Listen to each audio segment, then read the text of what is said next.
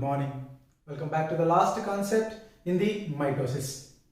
In the cell cycle, we have been discussing that about I phase, interphase, and later M phase. In M phase, prophase, metaphase, anaphase has been discussed. In the edge of the M phase as well as cell cycle is telophase.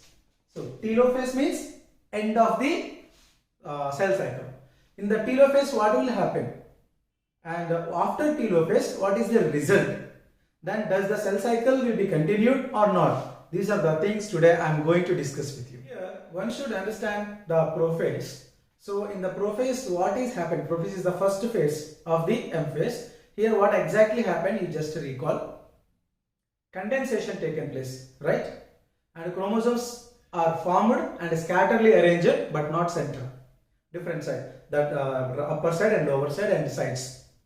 And what is that? A late prophase results disappearance of nucleic membrane as well as endoplasmic reticulum, nucleolus, Golgi apparatus. All these are disappear. These are the significant changes occurred in the prophase.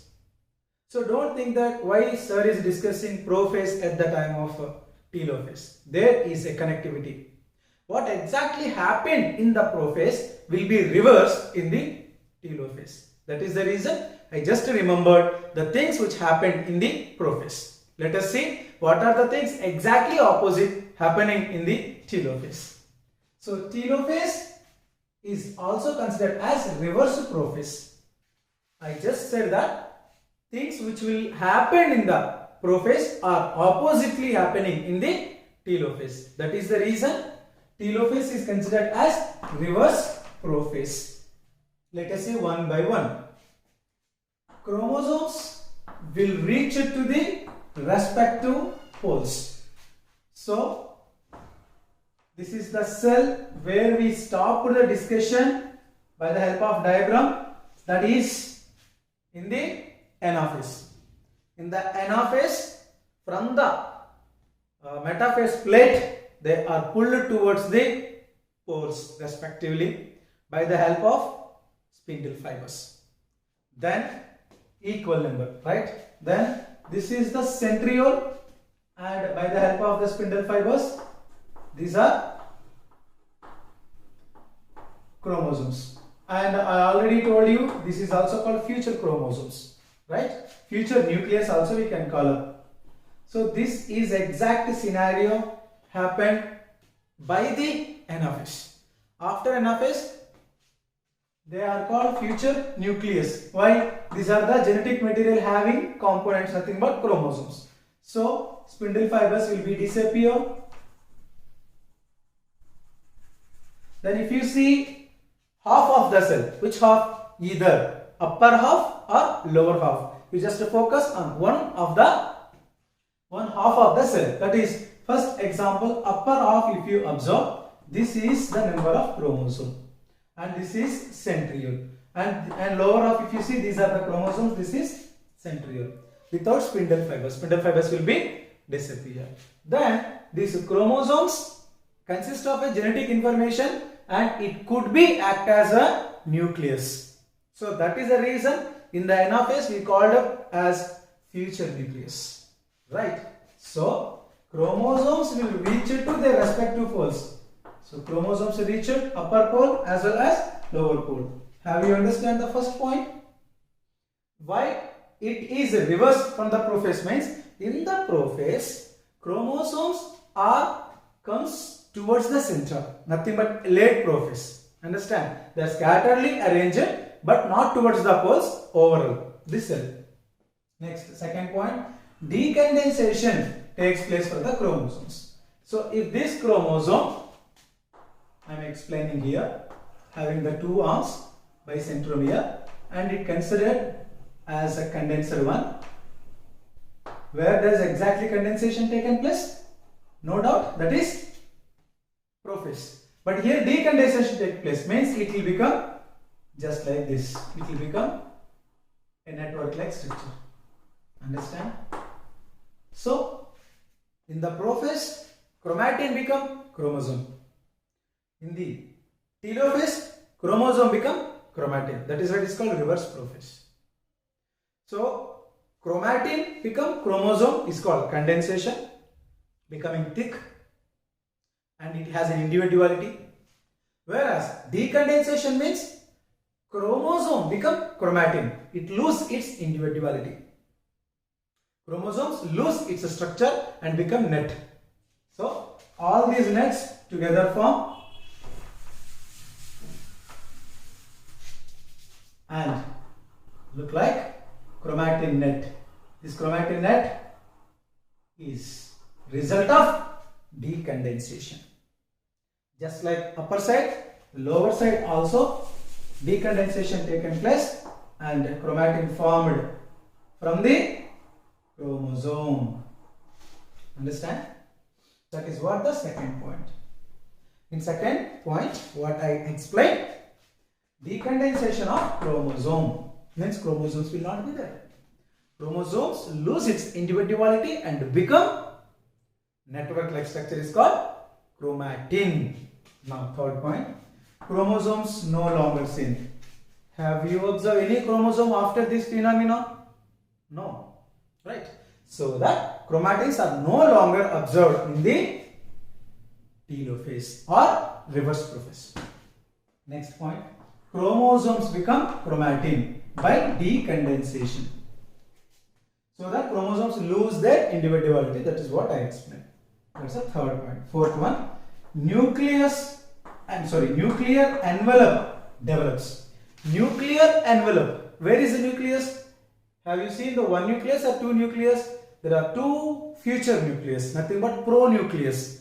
This is called pronucleus. And this pronucleus will covered by a membrane is called nuclear envelope. And this pronucleus is covered by another nuclear envelope. So nucleic material is covered by nuclear envelope. That is also called formation of nucleic membrane. Nucleic membrane will form around the chromatin. Otherwise, chromatins are scatteredly arranged. You just remember in the prophase what happened? Nucleic envelope will be disappear. There is no limit for boundary or shape for nucleus and at a late prophase. But in the telophase, again they regain their forms, nothing but an envelope of the nucleus. So that nuclear envelope develops around the genetic material in telophase is a significant feature. Understand? And lastly, Golgi apparatus, nucleolus. Nucleolus means inside the nucleus. Nucleolus developed. Golgi apparatus, endoplasmic reticulum appear. So other cell organelles are also appear. Then it can be half of the cell. If you see the upper half or lower half, not an issue. One half of the cell can be act as a cell, but doesn't act at. So I am going to explain how this will be divided by the phenomenon is called cytokinesis. Cytokinesis is end point of the telophase. Let us see how this become two cells. Nuclear division happened. This is called karyokinesis. Karyokinesis. Why? Because nucleus is divided. There is very clear two nucleus in the one cell. If the cell is divided, there are two cells. Otherwise, binucleated cell. Let us see the fate of cell division after karyokinesis. Karyo means what? Nucleus. Kinesis means what? Division. Nucleus is divided but not cell. So karyokinesis is not end point of the telophase. Karyokinesis is followed by cytokinesis. This cytokinesis part we are going to learn now. So cytokinesis. Cytokinesis is a very important and last event before that karyokinesis should happen. So karyokinesis is followed by cytokinesis in the telophase. This cytokinesis behave in two ways in the case of plants as well as in animals. Both are different in this event only. Prophase, metaphase, anaphase and initial steps of the telophase till karyokinesis in plant cells and animal cells are same. I repeat, interphase nothing but G1, S, G2. In M phase, prophase, metaphase, anaphase. In the telophase, there are two events are there. One is nuclear division, another one is cell division. Nuclear division is called karyokinesis. Till karyokinesis, all events are very similar in plants and animals. But when cell is going to divide into two, plant cells behave differently with the animal cell. Let us see the activities. So, in case of an animal cell, this is a furrow method,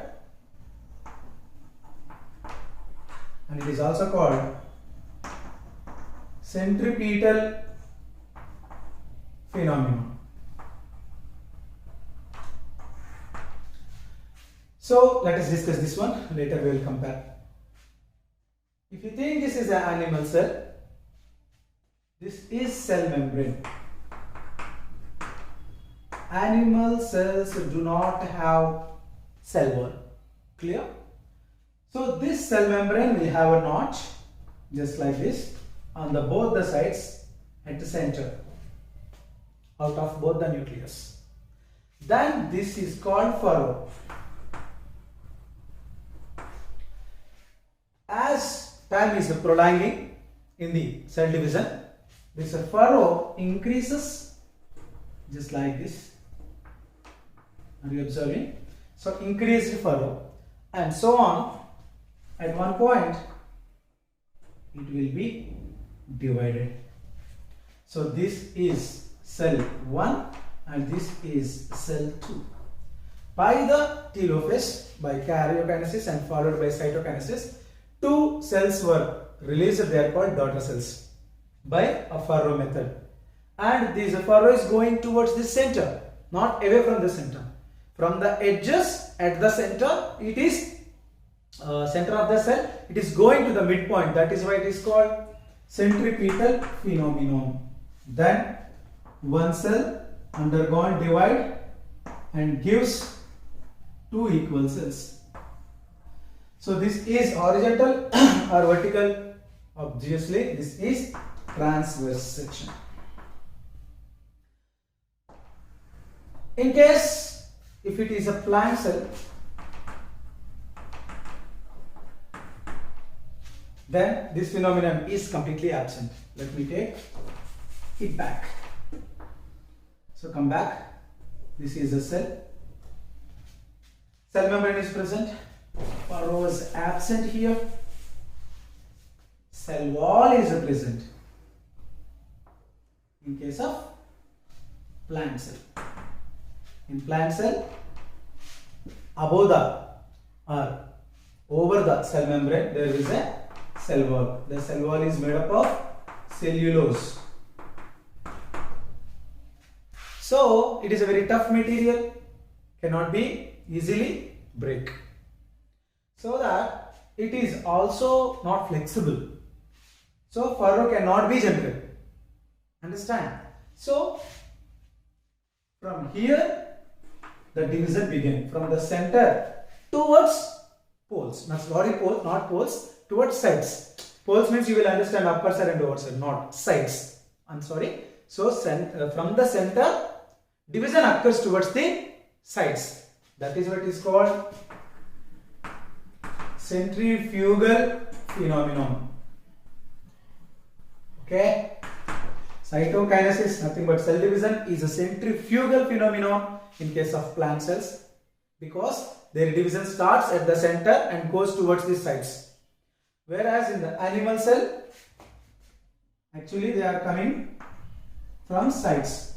That's towards the center. That is why it is called centripetal forces. Whereas here centrifugal forces are involved.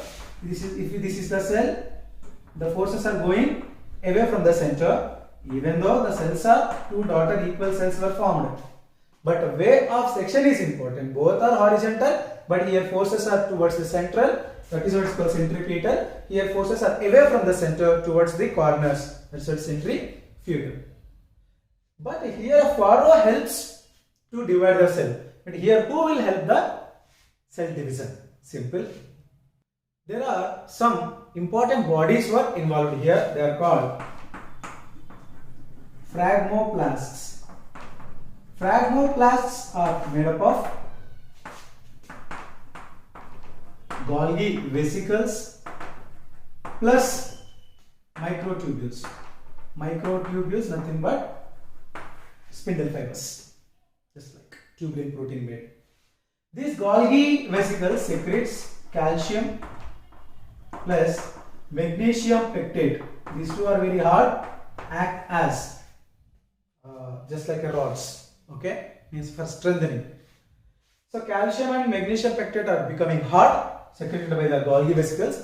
Along with that, microtubules are forming. Bodies are called phragmoplasts. These phragmoplasts are forming a plate that helps to divide the cell into two. So they are going away from the center, either side, and reach cell membrane, later cell wall. Then it will be divided. Clear? Then upper an individual cell 1 and lower another individual cell 2 forms. One should understand that they are moving away from the center. That is what is called centrifugal phenomenon, or forces involved here is centrifugal. Centrifugal forces in the plant cell division are initiated by phragmoplasts. What is phragmoplast? Phragmoplast is a body which helps in the plant cell division, are composed by Golgi vesicles and microtubules. Why Golgi vesicles are involved here? They secrete calcium and magnesium pectate. They become hard and act as a plate so that it can be divided easily. So this is what the major difference between cytokinesis, not karyokinesis. Karyokinesis is same. Understand? So in case of a plant cells, if this is not happen, then two nucleus will be there. So it is a multinucleated state often. Sometimes until it divides, nucleus number is a 2 in a same cell, it is a binucleated. Sometimes in case of a coconut formation, the same endosperm, nothing but what we drink from the coconut, edible part of the coconut is a nuclear. In that case, this is the best example. So sometimes coconut is edible part is water, sometimes coconut edible part is a fruit, right? How water become fruit means the water having a stage of multinucleated, whereas edible part nothing but coconut fruit is not nuclear, it is a cellular, it become completely cell.